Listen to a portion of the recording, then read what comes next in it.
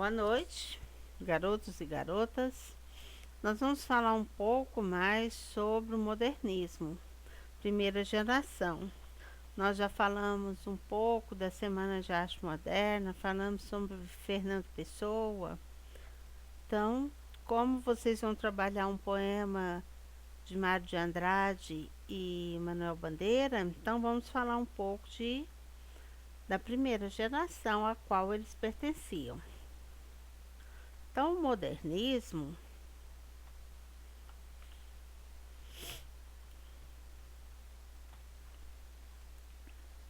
vamos ver aqui.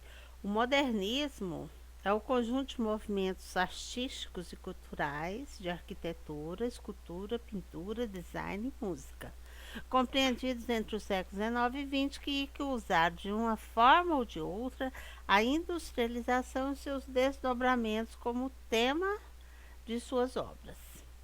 O modernismo baseou-se na ideia de que as formas artísticas tradicionais tornaram-se ultrapassadas, o que seria fundamental deixá-las de lado e criar no lugar uma nova cultura, isso tanto nas artes como na literatura. O objetivo era substituir o antigo por novas formas, possivelmente mais apropriadas, se chegar ao progresso social e cultural. Resumindo, o modernismo argumentava que as novas realidades do século XX eram permanentes e iminentes, e que as pessoas deveriam se adaptar às suas visões do mundo a fim de aceitar que o novo era também bom e belo. A Europa foi o berço desses acontecimentos. Como eu já disse para vocês, o Brasil imitava muito a Europa. Contexto histórico. A primeira fase do modernismo foi considerada, então, logo depois da Semana de Arte Moderna. A Semana de Arte Moderna foi no início de fevereiro de 1922. Então, logo depois foi chamada a primeira geração modernista, de 1922 a 1930. Era o fim da chamada República Velha, quando as oligarquias ligadas aos grandes proprietários rurais detinham poder, principalmente lá São Paulo e Minas, né? Com o movimento lá Café com Leite. Em termos econômicos, o mundo encaminhava-se para um colapso, concretizado pela quebra da Bolsa de Nova York em 1929. Isso também foram poucos anos depois da Primeira Guerra, né? O Brasil, que dependia em grande parte das exportações de café, sofreu um duro golpe com a quebra da bolsa e passou a viver um período de grande instabilidade econômica. A primeira fase, então, foi isso, 1922-1930, a ruptura com o passado.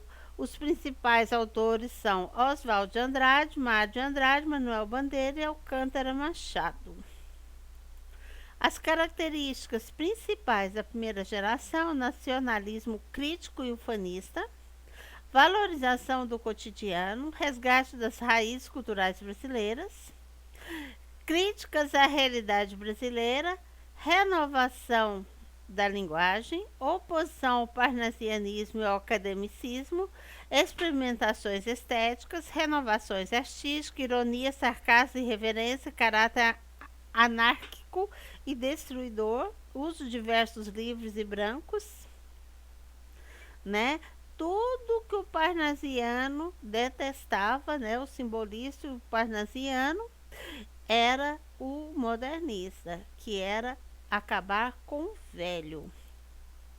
Bom, um dos principais representantes foi Mário de Andrade e a sua obra mais importante assim foi Macunaíma, que é a mais famosa. Então, eu sou um escritor difícil, que a minha gente esquisita, porém essa culpa é fácil de se acabar de uma vez. É só tirar a cortina que entre luz nessa escuridez. A costela de grão-cão. Então ele era irreverente, né, os seus poemas. Ele foi um apaixonado pela cidade de São Paulo, era um escritor irreverente e criativo. Em seus textos, buscou romper estruturas até então tidas como modelo, buscava o resgate da língua cotidiana, do popular, do folclórico. Com seu texto Paulicéia Desvairada, que ficou muito conhecido, né?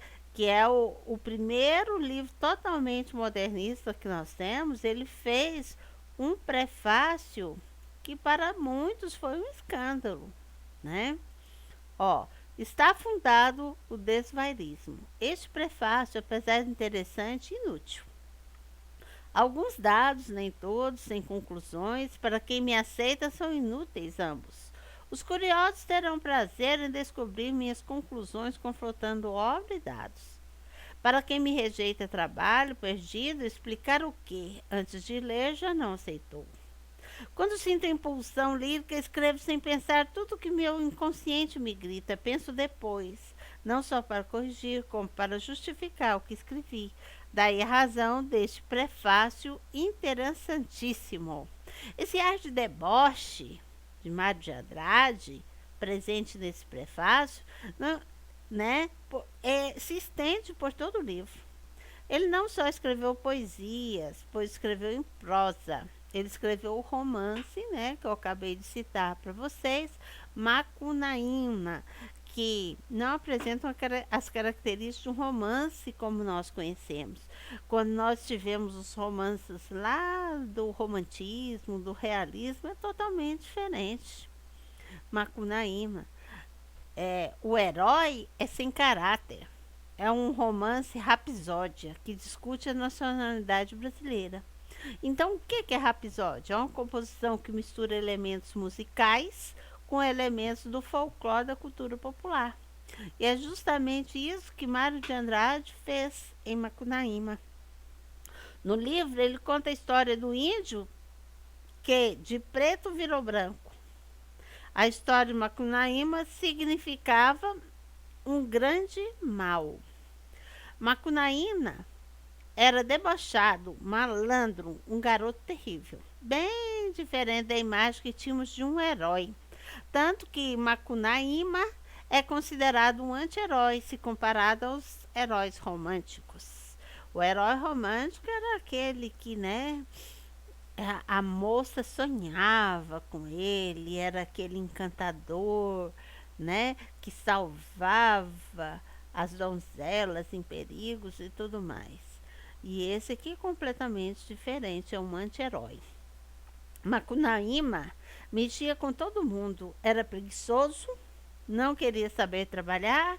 Esse texto é considerado o grande marco do modernismo, tanto que volta e meia aparece nos grandes vestibulares do Brasil.